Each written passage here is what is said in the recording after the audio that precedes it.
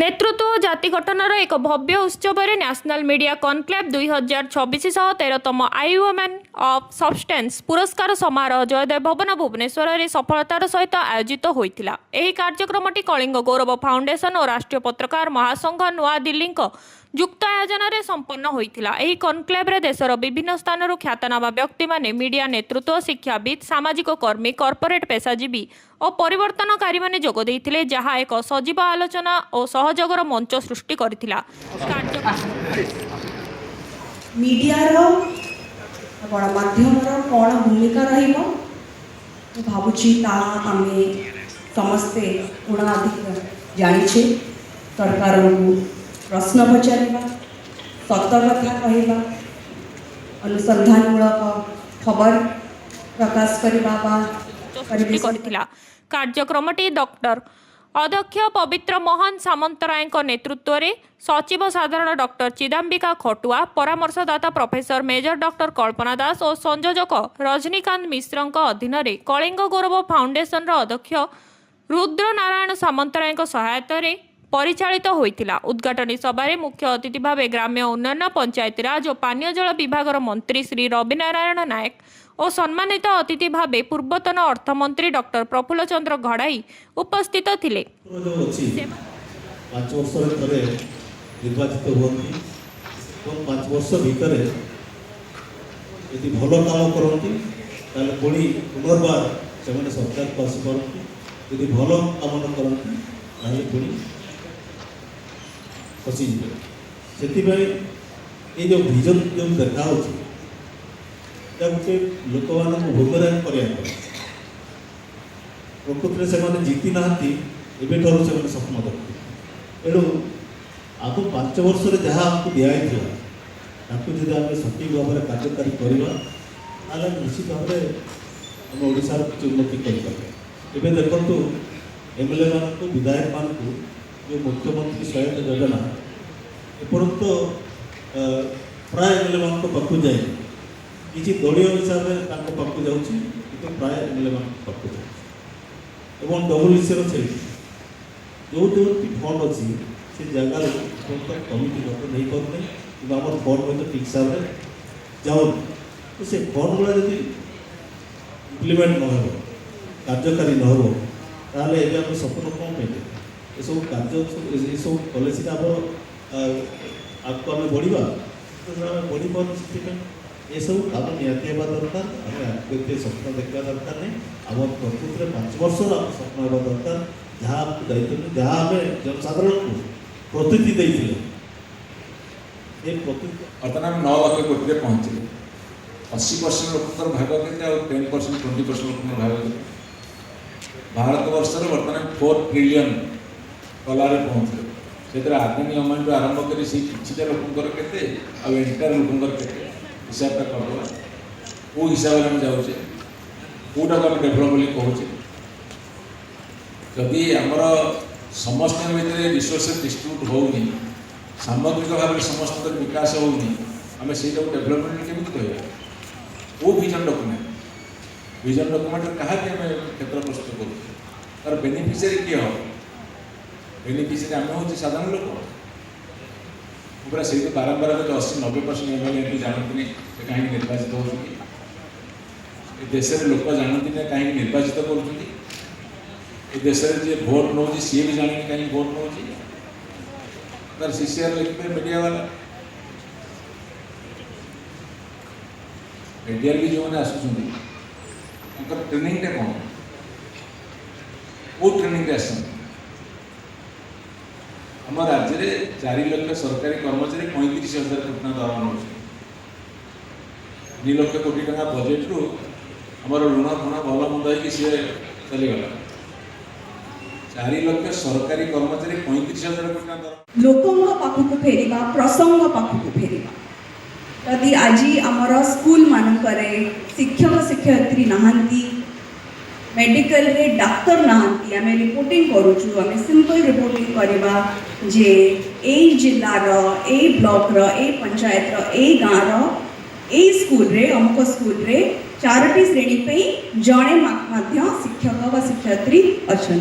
आम जो कौचु शिक्षक शिक्षक अच्छा मंत्री कौन शोचती आम जो गोटे व्यक्ति को आक्षेप करुचु व्यक्तिकेन्द्रिक रिपोर्टिंग रे आम टे मातुचु ताहले से प्रॉब्लम आसुची किंतु अनेक समय लक्ष्य करा जायछि कि जदि आम सिंपल फैक्ट बेस्ड रिपोर्टिंग करवा कौटी कौन समस्या अच्छी प्रसंग उपरे ध्यान दबा व्यक्ति उपरे ध्यान दबानी कहा रेजिग्नेशन उपरे ध्यान दबानी that should not be the main agenda in today's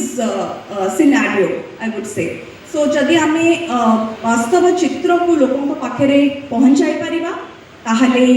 मु भावुची सेटा मीडिया सबुठारु बड़ भूमिका माने करूछन जदि आज मु आपनको कहबी जे गोटे गाँव रे रिपोर्टिंग करुथबा रिपोर्टर रो दरमा केते तो ये आम समस्ते लाजरे मरीजा तो जदि रिपोर्टर्स माने सुरक्षित मन न करेंगे जदि आम से स्किलिंग करवा नहीं we ensure that they are not underpaid they are not underskilled ताहले ही क्वालिटी जर्नलिज्म सामना को आसी परिबो नले न्यूज स्टूडियो रे बसिकी एभली मंच रे बसिकी तो बहुत बड़ बड़ कथा कहबार सुजोग रही किंतु we really need to upgrade the quality of journalism in the state. तापिन journalists मानकर कथा बुझिबा भावुची निहाती जरूरी जोटा आज गोटे बहुत बड़ संकट रे गति देई जाउची just ask the next question sorry I took उपस्थित थिले सेमाने तांको उद्बोधन रे विकसित ओडिशा 2036 और विकसित भारत 2047 लक्ष्य साधन रे मीडिया और सामूहिक नेतृत्वर गुरुत्व उल्लेख करथिले ओडिशार प्रमुख मीडिया व्यक्ति माने Shri Shishir Bhatt Mishra executive editor of Nandighosh TV Shri Sangram Acharya editor of Argus digital Shri Durgashish executive editor Argus news Shri Amitabh Das bureau chief Sambad Shri Debendra Suar bureau chief Prameya Malaya Mahanti संपादक एमबीसी टीवी मानक सम्मानित करा जायतिला उद्घाटनी कार्यक्रम में एक विशेष आकर्षण थिला साप्ताहिक पत्रिका आजिर संपर्क और कलिंग गौरव फाउंडेशन आधिकारिक वेबसाइट उद्घाटन जार जोगाजोग और डिजिटल सशक्तिकरण को शक्तिशाली करिबारे एक माइलस्टोन सृष्टि करिछि कनक्लेव रे विभिन्न गुरुत्वपूर्ण पैनल आलोचना आयोजित होइतिला media sensation Tanaya Patnaik chief editor संवाद दिलीप बिसोई वरिष्ठ सांबादिक और पूर्वतन सूचना आयुक्त गुरु कल्याण महापात्र एडिटर समय अक्षय कुमार साहू वरिष्ठ संपादिक संचालना वरिष्ठ राजनैतिक समीक्षक संदीप साहू राजनैतिक sensation Arun Kumar Sahu MLA Nayagarh Ashok Das MLA Basudevpur Congress Laxman Munda CPM Irasish Acharya विधायक भटली बीजेपी सोफिया फिरदोस एमएलए कटक बारबाटी संचालना doctor Rajaram Satpathy Hollywood sensation वरिष्ठ कलाकार अश्रुमोचन महांती नयना दास हरिहर महापात्र चिन्मय दास पट्टनायक तापस सरगरिया संचालना Rishi Pattnaik corporate sensation doctor Kavita Rao संचालना रे डॉक्टर अशोक दास और एन रुद्र नारायण दासों योगदान उद्यमिता और अर्थनैतिक sensation CN Sunita Mohanty doctor Priyanka Mishra और रेखा चिन्नेरी संचालना रेखा चिन्नेरी स्वास्थ्य सेंसेशन डॉक्टर प्रद्युष सामंतराय और डॉक्टर प्रदीप रथ संचालना डॉक्टर दीपक दास एही कनक्लेव रे आउ गोटिए स्पर्शकारी आकर्षण थिला बीटिया फाउंडेशन रो परिचय ଯେଉଁଠାରେ ଜଣେ ପୁରସ୍କାର ପ୍ରାପ୍ତା କ୍ୟାନ୍ସର ସହ ଯୁଦ୍ଧ କରୁଥିବା ଶିଶୁମାନଙ୍କର ସହାୟତା ପାଇଁ ଆଗକୁ ଆସିଥିଲେ ସନ୍ଧ୍ୟା ସମାରୋହରେ 13ତମ ଆଇୟୁମେନ୍ ଅଫ୍ ସବଷ୍ଟାନ୍ସ ପୁରସ୍କାର 27 ଜଣ ପ୍ରତିଭାଶାଳୀ ନାରୀଙ୍କୁ ପ୍ରଦାନ କରାଯାଇଥିଲା ଏହା ସହ 31 ଜଣ ଶିକ୍ଷକଙ୍କୁ ନେସନ୍ ବିଲ୍ଡର ଆୱାର୍ଡ ଦ୍ୱାରା ସମ୍ମାନିତ କରାଯାଇଥିଲା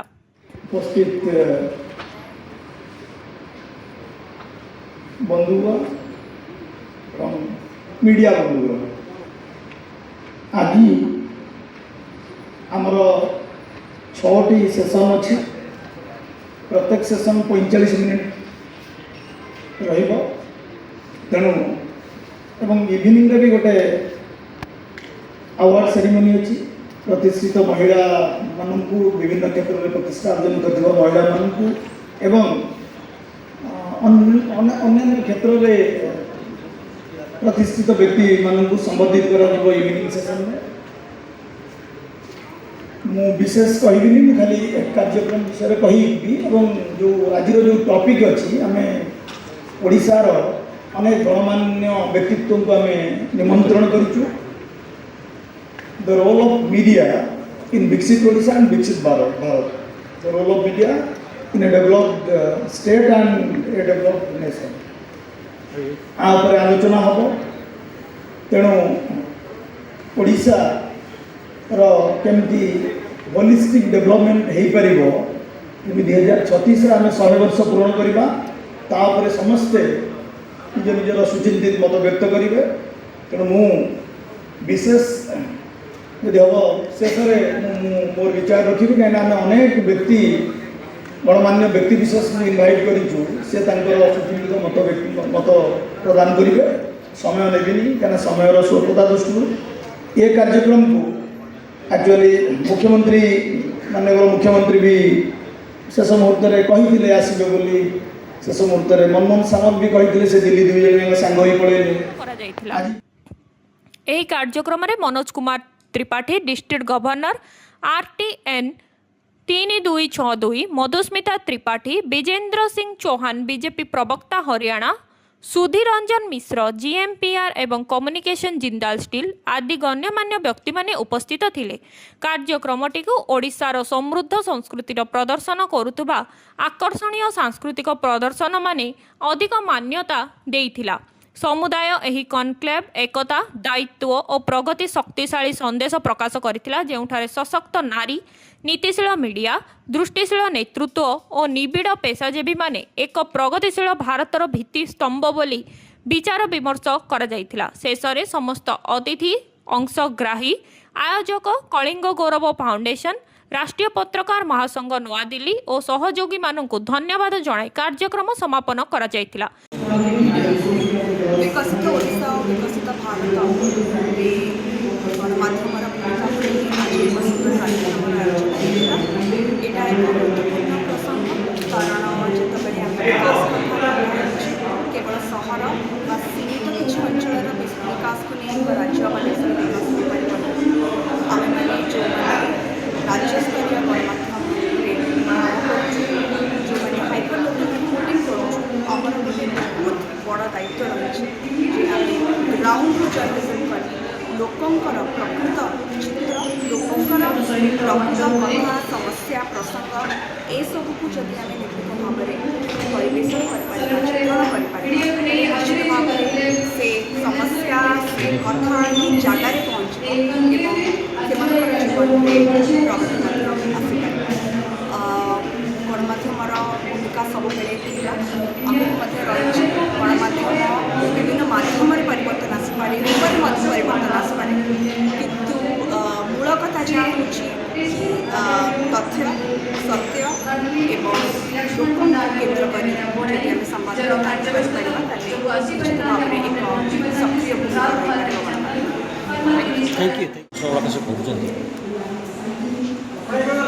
भूमिका जोटी आवश्यकता नहीं से विधायकों घरे पुलिस को से पसैकी हजबैंड को अपमानित कर तरीका को भूली जाऊँ गणतंत्र तरीका, कि जो आवश्यकता अच्छे PS को निलंबित करदे राजनेता मैंने बंदूक फुटे रामनवमी शोभा यात्रा पालन ये गणतंत्र प्रति बहुत विपदर सूचना।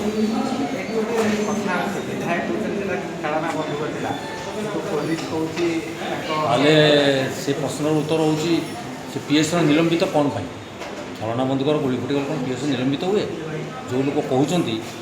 जदि से कहीं जापर ना से आगे देखूँ सेटा छलना था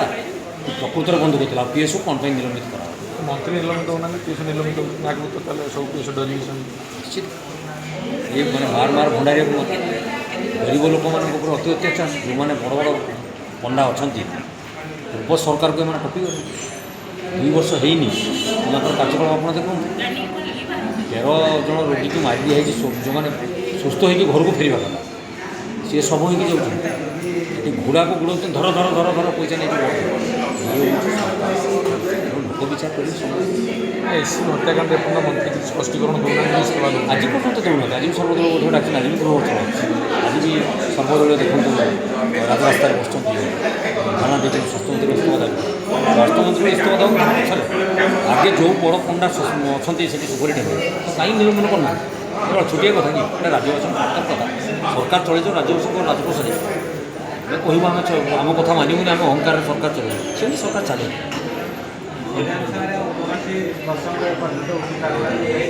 केमती उठे यहाँ कौन आज्ञा प्रसंग नुहे आप आगे कहतु आम आज्ञा विरोधी जो मैंने रुहति गणतंत्र जो मैंने रुहति से जनसाधारण स्वरक से शाणित करते आम जो इश्यू पर जाइए यहाँ कौन दलर माइलेज नापी जाइए ये दलर कौन कार्यक्रम अच्छे लोक मैंने भोट देते आम विरोध में बस जो मैंने सरकार बस गुरु दायित्व से गुरु दायित्व निभौ नथवा जोगु मन पकईदेवाई कार्यक्रम चलती ये गोटे मुख्य प्रसंग मुख्य प्रश्न केवल प्रश्न उत्तर करवा बजेट कर योजना करवा योजना करके विफल करवा स्कीम करके स्टाफ करके पड़ेगा ये हूँ व्यवस्था गौरव फाउंडेशन तरफ आलोचना role of media in Odisha Bharat panel discussion हुआ पैनल डिस्कसन में जो पैनलिस्ट मैंने थे मीडिया केवल गोटे कन्स्ट्रक्टिव रोल प्ले कर सरकार को विभिन्न समस्या संपर्क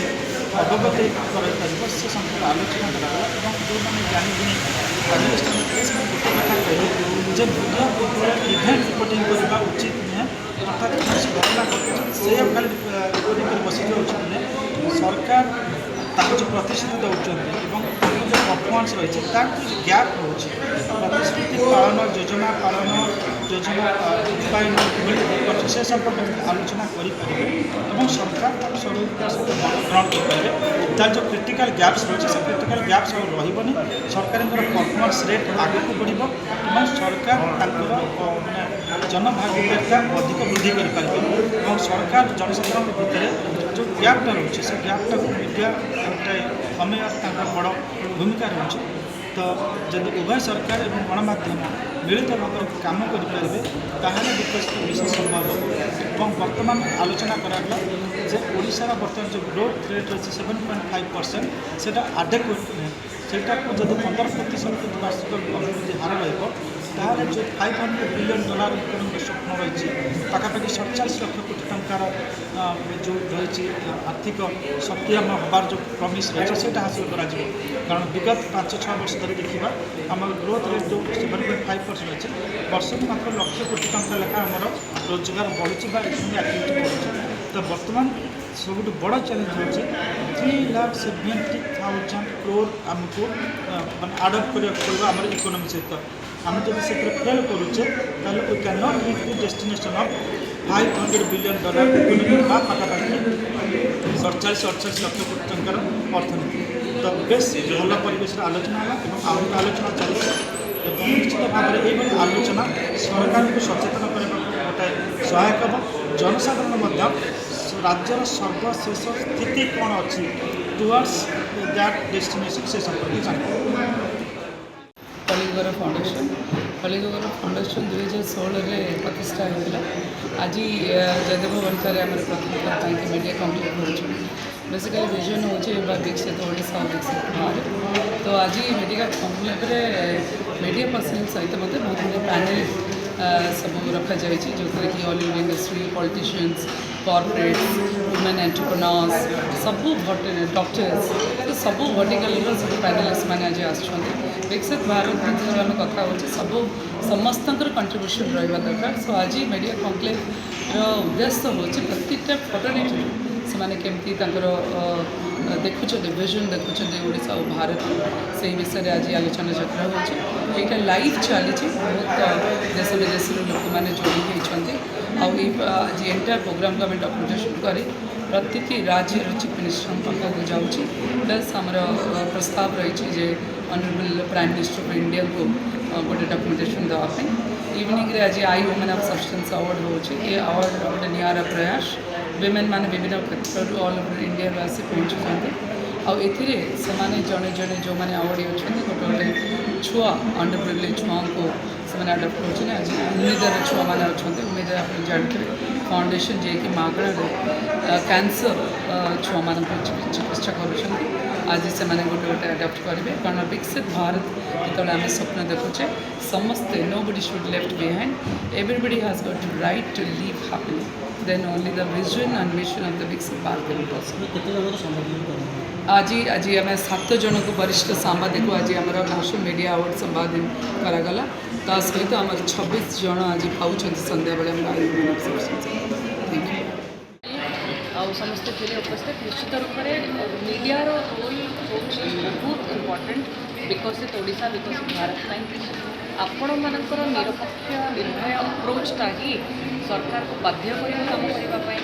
आपण मैंने ही जो मान स्वर आगे उठी पारे से स्वरटा को उठे पारे आपण मैंने जदि इंडिपेंडेंटली मीडिया तो निश्चित आहरी जदि सक्रिय हो पारे आहरी जदि तौक आम ग्राउंड लेवल पे जापर पूरा बिना किसी डर भय सरकार जहाँ भल कम ताकू प्रशंसा करवा जहाँ कम ठीक हो ना एक्सपोज करें गोटे चाप पड़ कारण आपके जो शक्ति अच्छी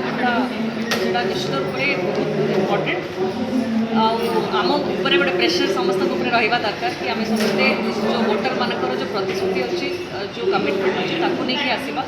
प्लस गोटे विजन मान नुहे कि केवल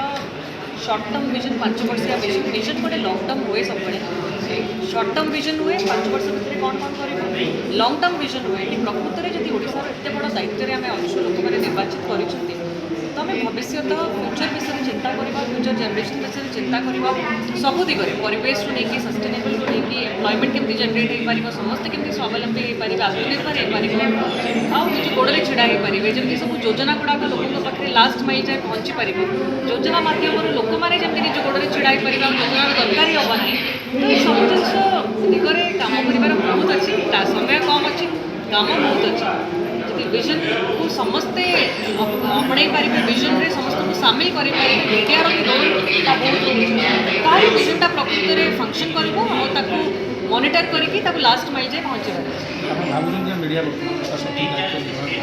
देखो निश्चित रूप से आज का समय में ओडिशार जो मीडिया अच्छा बहुत बहुत भल स्टेज अच्छा किंतु आहरी सचेतन हवा दरकार आपणकर पाखे जो शक्तिटा अच्छी जमी मुझे कहली you have got immense power to expose media जब अच्छी ताले कौटी जब करप्शन होती डरवा दरकार कि मीडिया एक्सपोज करदेव तो आप से स्तर को भी जापर देखिए आपंकर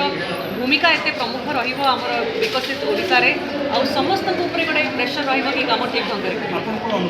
से सरकार भी किसी मीडिया 100% रही सरकार मीडिया प्रति मीडिया आपण मैंने जी परिश्रम करें निजे देखुचु सका नहीं कि राति ना संडे अच्छे ना छुट्टी अच्छे ना वर्षा अच्छे ना खरा अच्छे कि ना जी परिश्रम करिका समय मीडिया महिला मैंने भी बहुत आसी आपणकर सुरक्षा सरकार दायित्व मुझे हाउस रेज करी कि इंश्योरेंस फैमिली इंश्योरेंसटा बापा माँ को सामिल करा आहरी बढ़ा जाऊ जदि किसी गोटे सिक्योरिटी दि जाए सिक्योरिटी करा तो निश्चित रूप से मीडिया मानक से सुरक्षा से सिक्योरिटी दरकार जब अलग राज्य दूसरी कहीं ओडिशा न दब तो आपण मानकर अधिकार अच्छे आप अधिकारटा पहुँचेबू आम पहुँचेबू और सरकार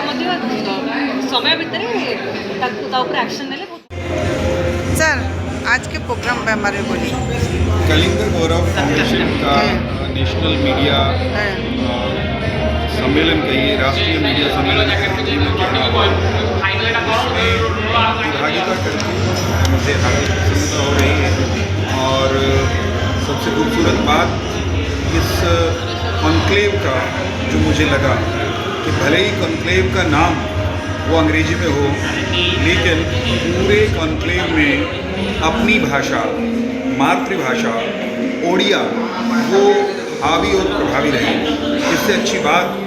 इससे अच्छा संकेत नए भारत का कुछ हो नहीं सकता और बेसिकली इस पूरे कॉन्क्लेव का थीम है वो है